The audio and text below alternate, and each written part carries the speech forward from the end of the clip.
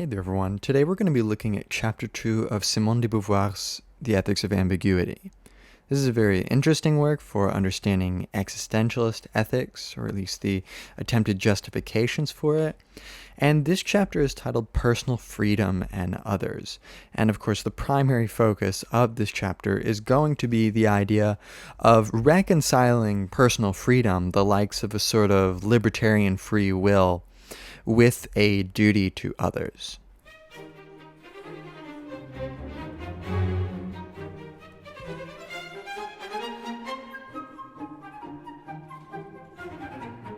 What strikes me as I read Beauvoir is just the fact that it's so idyllic.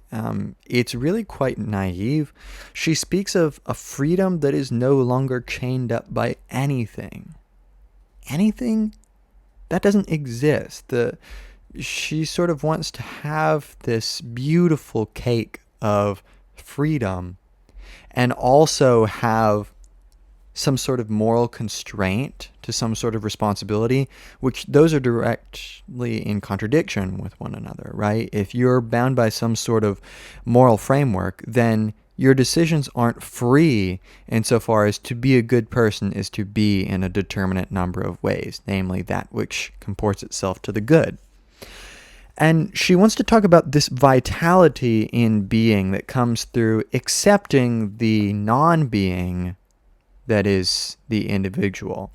And I think the idea, because of course it's not actually a non-being, even in the existentialist sense of what it means to be an individual. You're not nothingness, you're just incomplete. And being necessarily extends into the past and future and, is constantly throwing itself into a new mode of being, in a sense. But she wants to talk about this vitality, which isn't a ready-made quality, but it's something that we have to invent. And she says the body itself is not a brute fact, and that it determines no behavior. What? The body is a brute fact, and it does determine lots of our behaviors. We have needs for food and drink and exercise and social activity, and we didn't freely decide these. These have been imposed on us. This is something that Beauvoir continues to be unaware of or willfully ignorant towards. She wants to have this sense of radical freedom, of not being tied down by ideology or anything. And this takes her, for example, to the figure of the sub-man, which really is someone who is impassioned by ideology, in a sense. She says the sub-man rejects this passion which is his human condition, the laceration and the failure of that drive towards being, which always misses its goal, but which thereby is the very existence which he rejects. So, right, the sub-man is sort of complacent.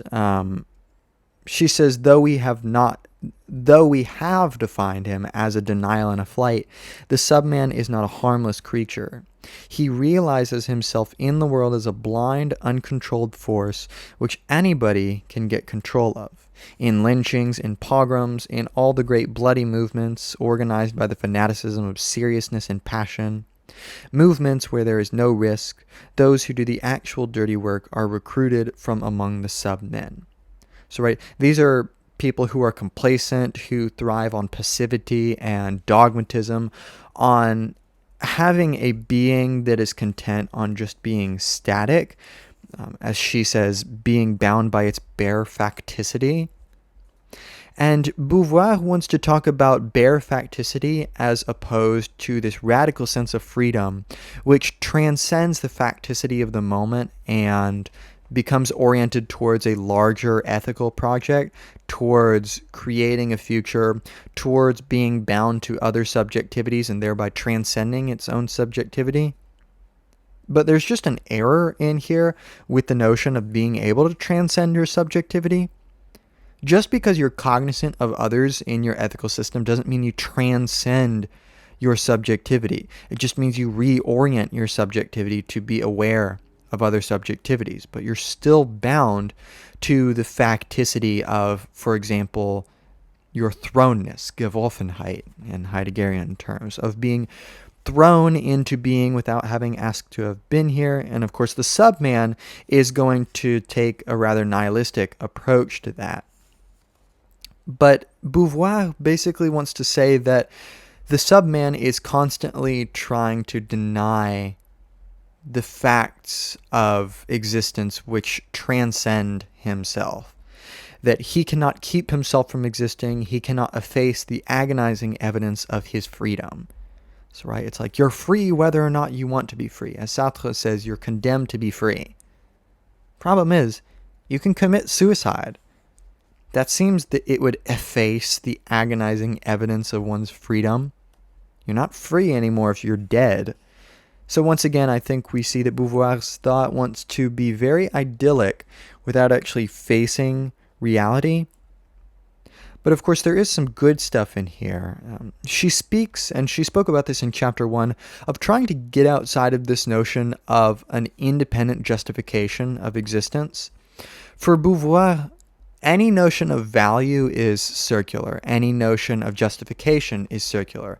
It is justified by itself. Now, the problem is, Beauvoir wants to say that this makes it objectively justified, that existence, that freedom is justified through its own enactment, and that makes an ethical project objective.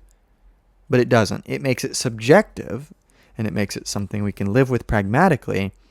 But she says, after having lived under the eyes of the gods, having been given the promise of divinity, one does not readily accept becoming simply a man with all his anxiety and doubt.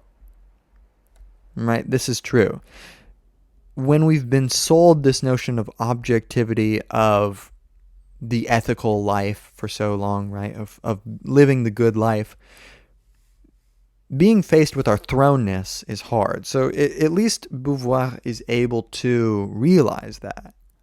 Now, Beauvoir speaks of the serious man, and this is not serious in the usual way we would use the word. This has a specific connotation of the sort of person whose mindset is hardened towards a dogmatist mentality. She says the serious man puts nothing into question. For the military man, the army is useful. For the colonial administrator, the highway. For the serious revolutionary, the revolution. Army, highway, revolution, productions becoming inhuman idols to which one will not hesitate to sacrifice man himself. Therefore, the serious man is dangerous. It is natural that he makes himself a tyrant. Dishonestly ignoring the subjectivity of his choice, he pretends that the unconditioned value of the object is being asserted through him.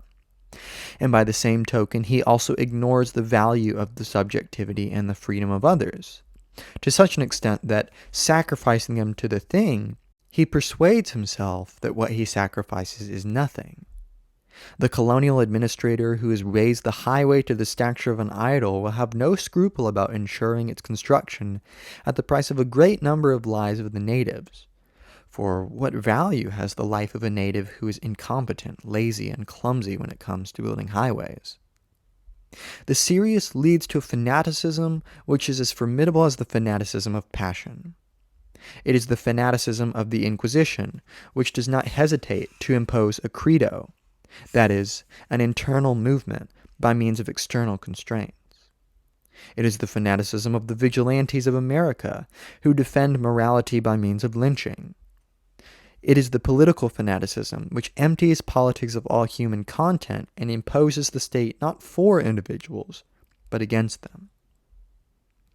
This is very similar to On the New Idol, one of the aphorisms in Nietzsche's Thus Spoke Zarathustra, where the Christian morality gets grafted onto the new morality of the dogmatism of nationalism and of the state, of this idea that identity is found in something outside of the individual.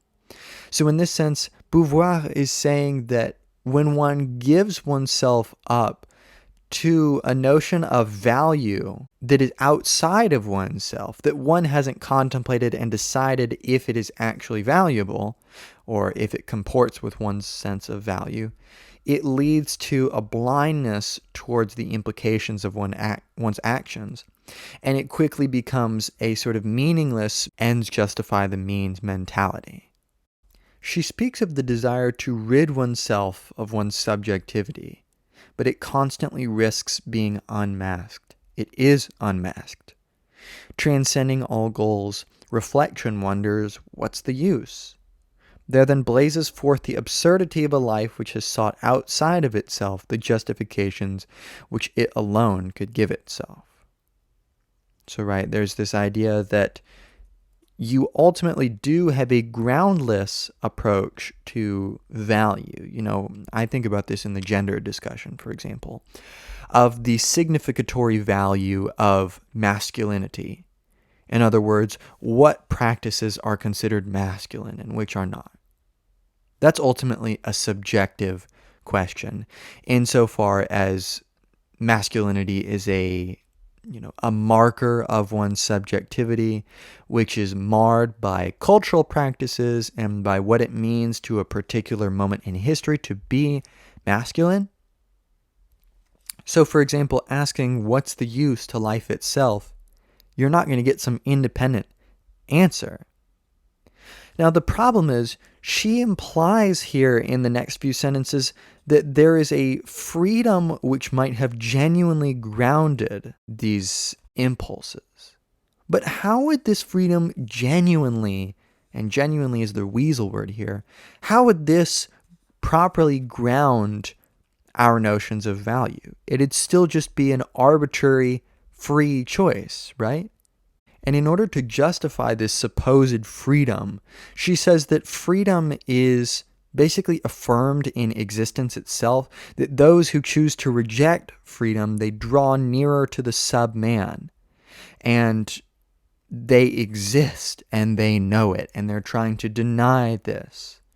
And she says this as if it's some sort of smackdown argument, but it still shows the bare facticity of existence, right? The facticity of being there. So, this is the definition of Dasein in its literal translation of there being, or being the there, right? So in no way does this prove freedom somehow by the bare fact of existence which is denied. And this doesn't point to some moral responsibility to being either, right? You can't be responsible to something that can't be any other way. So this notion that being itself somehow includes some moral responsibility in it, no, this just betrays Hume's is-ought distinction. Hume says that you cannot get from an is statement regarding the world, some way that the world is, to an ought statement about the world, some way you ought to act. There is only isness, and ought statements are a question of feelings. And Beauvoir is going to put in her feelings throughout here, and she sort of mischaracterizes the other side by this notion that there are those who want to negate existence itself, that there are those who claim man is not. Who claims that, especially post-Descartes? Who is claiming man is not, that he does not exist at all, that he is a pure nothingness? No one is saying this anymore. This is sort of her characterization of nihilism. And she says the nihilist is right in thinking that the world possesses no justification and that he himself is nothing. But he forgets that it is up to him to justify the world and to make himself exist validly. And she says that the nihilist rejects existence. Does he, though? Sure, he rejects this vitality of existence that comes prefigured with notions of value. The nihilist is going to say that the world has no value impregnated in it, that we are the ones that give it that value. It is absurd in and of itself insofar as it's not going to give us a resounding answer of why we ought to be here. But the nihilist still accepts the fact of life. They still live. Even those philosophers who call themselves nihilists, they continue living. This doesn't mean that they reject existence as such. They just reject this notion of an existence impregnated with value in and of itself, which Beauvoir herself said that the nihilists are right about. So I don't know why she's in scruples about this. And as I mentioned in the last lecture on chapter 1, she is holding to a form of humanism, right? And typically humanism, of course, is the ethical position that humans are our ethical subjects. That when it comes to talking about ethics, humans are of concern, not the environment, at least not in and of itself. If we do care about the environment, it's only insofar as it can maintain human well-being. But humanism is really just this vapid leftover of Christian morality, that we are so special metaphysically or ontologically. She says that there is a freedom of other men that must be respected, and they must be helped to free themselves. Why? She just throws this out there, and at one point she implies that, it's because no man is an island, that we have some ontological connection to others. But how does that imply that we ought to expand the freedom of others? I mean, we can talk about this in a pragmatic sense of it is useful or advantageous to uphold the rights and freedoms of others, but I don't see how there's some independent justification. It seems like she's saying there is here, even though in the previous chapter and throughout moments in this chapter, she said there is no independent justification. And once again, she also talks about transcending one's subjectivity insofar as one is on a passage towards the future. But how is this transcending oneself and not just establishing an imminent continuation of a current project, of making oneself extend through time? But this doesn't somehow transcend time or space. To try to back up the notion of personal transcendence through freedom, she speaks of some subjectivity which necessarily transcends itself towards others. But like I've said before, it's not transcending itself towards others, insofar as even when I act in an ethical manner towards others, I'm still acting from the perspective of my subjectivity. I never get outside of that. She says that it is the fault is in believing that one can do something for oneself without others and even against them. You can act against others. It seems like Beauvoir is saying here that you can't actually do something solely for oneself without others, and you can't actually act against others. Yes, you can. This is such a disservice to people who are in a state of oppression, because there's this notion that, you're not actually free if you act against others. She speaks of the passionate man whose subjectivity fails to fulfill itself genuinely by not comporting itself towards others. But genuinely is just the weasel word here for adhering to acceptable values or conventions, right? It's this faithfulness in the goodness of the human heart in the very center that prevents us from really acting against our fellow men. That would just be so stupid. But history shows itself to be the exact opposite of this. I mean, take the Israeli genocide in Gaza right now. The state of Israel is acting against the Palestinian people, and they're profiting off of it. They've continually been receiving military aid from the U.S., and only now are we starting to see some sort of change in that situation. But it is clearly the case that one can act against others genuinely. One can genuinely box themselves in a small, naive notion of being that can be separated from one another, and it works just fine. It's not just, in a pragmatic sense of it's not maximizing human well-being or freedom, but nevertheless, they are acting against others. Beauvoir has continually said that existentialist ethics is not solipsistic, that it is built upon some inherent facts of the transcendence of the human subject, of the freedom which we were all condemned to, and which we must sort of uphold, that by denying it, we only show it's there. And the thesis is here. Freedom must project itself towards its own reality through a content whose value it establishes. An end is valid only by a return to the freedom which established it and which willed itself through this end. This is just complete moral license, though. Freedom establishes itself through its own invocation. Every end is valid only insofar as it is freely chosen, which is to say arbitrarily chosen. If we're going to insist on this radical freedom, this sort of libertarian free will that is detracted from all sort of fetters, then we are talking about an arbitrary objective ethics, which of course you can't have an objective ethics which is built upon the freedom of multiple individuals which are in mutual contradiction to each other.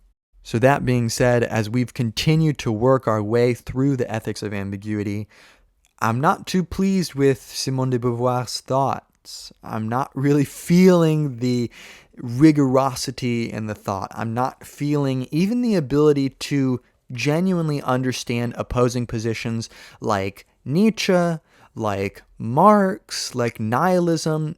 She seems to have this idyllic conception of mankind, of this inner goodness that just needs to come out through our freedom, and as long as we all accept our moral responsibility, we'll be great. Of course, the only problem is moral responsibility means very different things to very different people. For the Nazi, it meant exterminating the Jews. In Beauvoir's perspective, that would be a position of moral righteousness, insofar as it is a sort of individual taking up of arms of one's freedom, of, getting rid of the petty bourgeois values and getting back to some sort of moral responsibility that's founded upon the mutual recognition of the mankind of other Germans, of the Aryan race. Right? So I just think it's constantly up against itself, and it's constantly contradicting itself to try to weave itself out of philosophical problems. So that being said, I hope this has been helpful. Check out any of my other lectures that I've done on postmodernism, German idealism, gender theory, other literature. Become a channel member for $5 a month and gain access to, among other things, a private philosophy Zoom, which you can tailor to your needs. Maybe you need help with some philosophy problem or with some sort of reading that's very difficult. Might be able to help out if it's something that I kind of cover more on the channel. I also have super thanks available if you just want to donate to the channel, because that would help a lot and books are not cheap. That's it for this lecture, and I'll see you in another one.